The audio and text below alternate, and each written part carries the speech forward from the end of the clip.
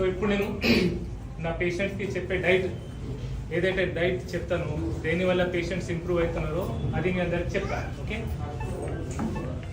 So ఇది ఎందుకంటే చాలామంది ఫేస్బుక్, ఇన్స్టాగ్రామ్, యూట్యూబ్ చూసి వస్తున్నారు.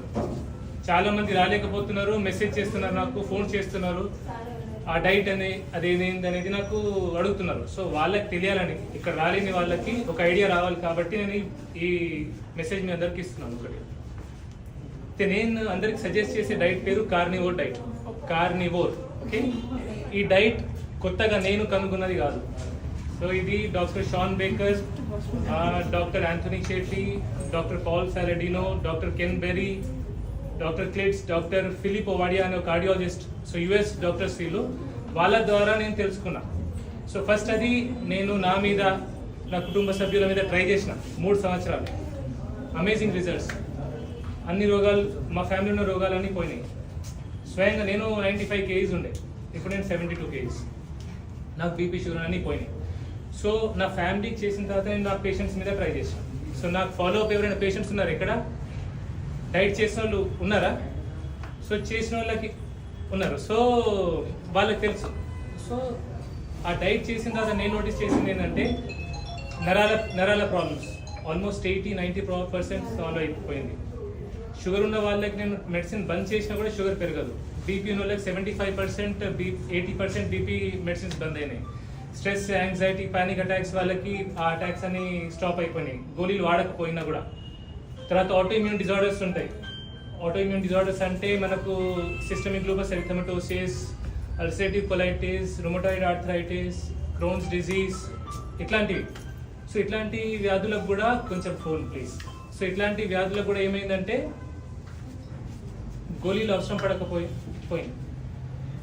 సో సో చెప్తాను మీకు ఇది డైట్ అనేది ఏంటంటే, సో నేను కొంచెం మోడిఫై చేసింది అది అమెరికాలో వాళ్ళు తెలుసుకున్నారు. అమెరికా తిండి లెక్క మనం తినలేము కాబట్టి కొంచెం మన స్టైల్లో కొంచెం చెప్తాను మీకు.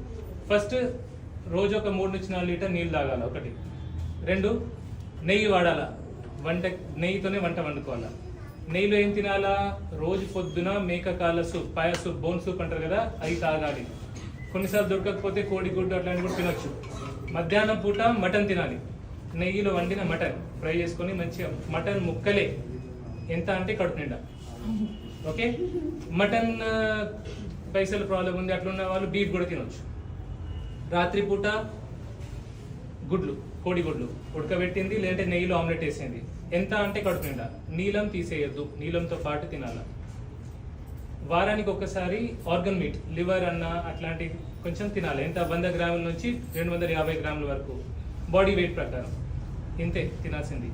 అన్నం, రొట్టె, కూర, పప్పు, పాలు, పెరుగు, పండు తినొద్దు. ఇది ఎప్పటి కాదు, కొన్ని రోజుల వరకు, depending on the case. So దీంతో పాటు నేనేం చేస్తా అంటే, ఆల్రెడీ పేషెంట్ వాడుతున్న మందులు, అనవసర మందులన్నీ బంద్ పెడతా. ఎందుకంటే కొన్ని గోళీల వల్ల కూడా పేషెంట్ మంచిగా కాడు. సో గోళీలు బంద్ పెడతా. నా సైడ్ నుంచి 1-2 గోళీలు యాడ్ చేసి ఇస్తాను నేను, అంతే. సైడ్ ఎఫెక్ట్స్ కొందరికి ఏమైతే అంటే, ఫ్యాట్ అనేది తక్కువ ఉంటే మోషన్ సరిగ్గా రాదు, మోషన్ టైట్ అవుతుంది. ఉప్పు తక్కువ అయితే కండరాల్లో నొప్పులు వస్తాయి, అంతే. సో ఇది నేను ఎవరిని తినమని అంటలేను, ఎవరిని తినొద్దు అంటలేను. నేను పేషెంట్స్లలో చూసిన బెనిఫిట్స్ ఇవి. ఇది డైట్. వెళ్ళేటప్పుడు ఏమైనా ఇష్యూ ఉంటే నా పర్సనల్ నెంబర్ ఇస్తా హెల్ప్ చేయడానికి. 1 hour 11 to 12 మధ్యలో నాకు ఫోన్ చేసి ఏదైనా డౌట్ అడిగితే నేను హెల్ప్ చేస్తా. సో దీనికి సైంటిఫిక్ ఎవిడెన్స్ ఏమైనా నాకు చూపించమంటే నేను చూపించలేను. ఎందుకంటే ఈ డాక్టర్స్ పేర్లు ఏవైతే చెప్పాను నేను, వాళ్ళు ఆల్రెడీ స్టడీస్ చేస్తున్నారు, కొన్ని స్టడీస్ ఉన్నాయి. కానీ దీనిలో ఒక పెద్ద ప్రాబ్లం ఏంటంటే, నేను 20 సంవత్సరాల నుంచి ప్రొఫెషన్లో ఉన్నా. నేను MBBS, MD, DMలో కూడా నాకు పేషెంట్ వచ్చిండా, రోగం ఏంటి, దానికి ఏం టెస్టులు చేయాలి, ఏం మందులు వాడాలని ఉంటుంది. కానీ ఆ రోగం ఎందువల్ల వచ్చింది, ఏం తింటే వచ్చింది, ఏం తింటే రోగం పోతుంది నాకు ఎవరు చెప్పాలి. ఎందుకంటే ఈ స్టడీస్ మొత్తాన్ని కూడా ఫండ్ చేసేది ఫార్మా కంపెనీస్, మందులు తయారు చేసే కంపెనీ. సపోజ్ ఇప్పుడు షుగర్ పేషెంట్స్ ఉన్నారు ఎవరైనా ఇక్కడ? షుగర్ పేషెంట్స్ ఉన్నారా? నా దగ్గర 1000 మంది షుగర్ పేషెంట్స్ ఉన్నారు సార్. నేను వీళ్ళకి రీసెర్చ్ చేస్తా, ఆ రీసెర్చ్లో ఈ డైట్ చేస్తా. ఈ డైట్ చేస్తే షుగర్ గోళీలు వాడాల్సిన అవసరం లేదని నేను ఒక షుగర్ గోళీ తయారు చేసే కంపెనీ దగ్గర వెళ్తే ఒప్పుకుంటుందా? ఒప్పుకో. సో స్టడీస్ అంతా ఈజీగా బయటికి రావాలి. ఓకే, సో ఇది పరిస్థితి. ఇంకో విషయం ఏంటంటే ఇప్పుడు నేను ఈ విషయాన్ని నేను చెప్తున్నందుకు నా ఫ్రెండ్స్ అందరూ నన్ను ఒక కామెడియన్ లాగా జోకా లాగా కూడా చూస్తారు, కానీ ఇది నిజం. నాతో జరిగింది, నేను అనుభవిస్తున్నాను, నేను పేషెంట్స్ ట్రీట్ అవుతున్నారు. సో నాకు ఒకటే నమ్మకం ఏంటంటే మనం నిజాయితీగా ఉంటే, కరెక్ట్గా స్ట్రైట్గా ఉంటే ఆ దేవుడు మనల్ని చూసుకుంటాడు. నాకు ఎవరైనా నన్ను గౌరవించిర్రా, రెస్పెక్ట్ చేసిర్రా, నిందించిర్రా, నాకేం ఫరక్ పడదు. నన్ను పొగిడినా దేవుడన్నా నన్ను ఏం లేదన్నా నాకు ఫరక్ పడదు. ఎందుకంటే నేను చావుని చాలా దగ్గరగా చూసినాను 6 months బ్యాక్. నాకు అర్థమైంది ఏంటంటే ఇదంతా జస్ట్ గేమ్. సో దీన్ని పెద్ద సీరియస్గా తీసుకునేది ఏం లేదు. సో నాకు తెలిసింది మీకు చెప్తున్నాను. ఇంకోటి ఏంటంటే కానీ అప్పుడప్పుడు నాకు ఈ సమాజాన్ని చూస్తే కొంచెం బాధ అవుతుంది. నాకు ఒక ముసలావిడ ఉంటుంది, నాకు తెలిసిన 90 years ఆమె నాకు మాట చెప్పింది ఏంటంటే, బిడ్డ ఒక తల్లి 10 మందిని కంటది, కడుపులో పెట్టుకుని సాగుతుంది, కానీ అదే తల్లి ముసలి అయినాక బరువు అయిపోతుంది. ఏంటంటే మనం బాగా సెల్ఫిష్ అయిపోయినాం.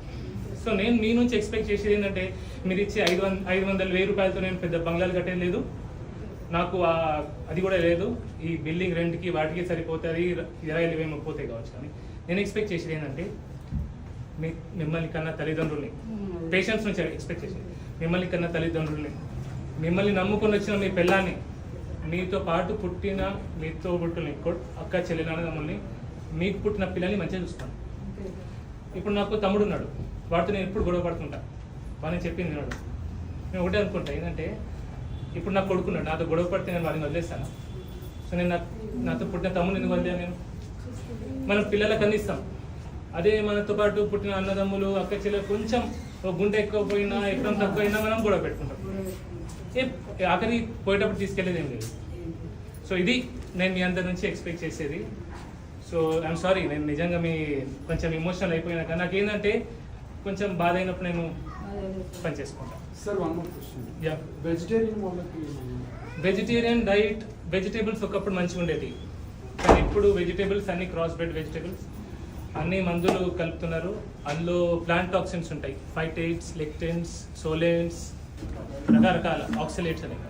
అవి తినడం వల్లనే రోగాలు వస్తున్నాయి. సో ఈ మంచి అయిన వాళ్ళు నేనేదో చేయడం వల్ల కాదు, కూరగాయలని బంద్ పెట్టినాం కాబట్టి వీళ్ళు మంచి అవుతారు అట్లా. ఎందుకంటే అగ్రికల్చర్ అనేది ఒక 10,000, 20,000 సంవత్సరాల ముందు వచ్చింది.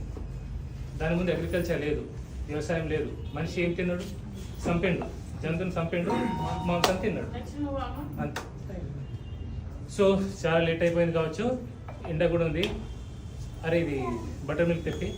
ఓకే, అందరు కూడా ఒకటి, స్వార్థం వద్దు, ఓకే, గర్వం కూడా వద్దు. ఎవరు ఏ లైన్లో వచ్చారో అదే లైన్లో వద్దాం, లోపలికి వద్దాం, గొడవ పడద్దు. ఇంకోటి, నాకంటే గొప్ప డాక్టర్స్ 2 ఉన్నారు, కరీంనగర్లో ఉన్నారు. నాకు ఎట్లంటే వాళ్ళకి నేను ఖాళీ చెప్పుతో సమానం, నాకు చదువు చెప్పిన వాళ్ళు. ఒకరు డాక్టర్ జాన్ ఇజ్రాయిల్ సార్, ప్రతిమా మెడికల్ కాలేజ్ ఉంటారు, జనరల్ ఫిజిషియన్. ఇంకొకరు doctor Ravinder Reddy sir, cardiologist. సోమవారం కాబట్టి వెంకటేశ్వర హాస్పిటల్కి వస్తారు, కార్డియాలజిస్ట్. నాకు ఏమైనా డౌట్ ఉంటే నేను రవీందర్ రెడ్డి సార్ని, జాన్ సార్ని అడుగుతా. సో మీకు ఇక్కడ ఇబ్బంది అవుతుంది, వెయిట్ చేయలేకపోతున్నామంటే అని అడగండి. ఇంకోటి ఏంటంటే కొంచెం తొందర అవుతుంది, ఎందుకంటే ఇంతమందిని చూడాలి కాబట్టి అడిగిన క్వశ్చన్ మళ్ళీ అడగకండి. ఓకే, రిపోర్ట్స్ అన్ని రెడీ ఉంచి ఓపిక రండి. ఓకే.